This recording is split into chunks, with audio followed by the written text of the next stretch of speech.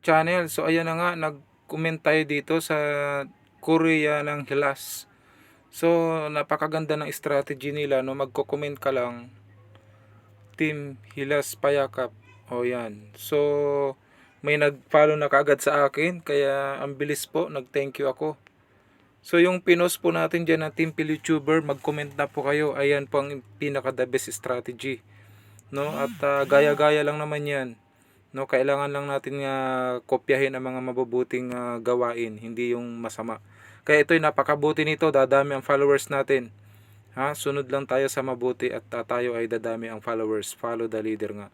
Kaya salamat sa inyong suporta. So umpisa na po natin mag-comment, at dito pwede kayo mag-comment para mag-triple na yung followers nyo, kasi may 1k followers ngayon, 8k na. No, wala pang isang buwan. Kaya yan na yung pinaka the best strategy. Pwede kayo mag-comment diyan para dumami ang strategy, followers nyo. Korea ng Hilas o Team Hilas. So sa atin Team YouTuber, yun din po ang i-comment natin. God bless you sa inyong lahat.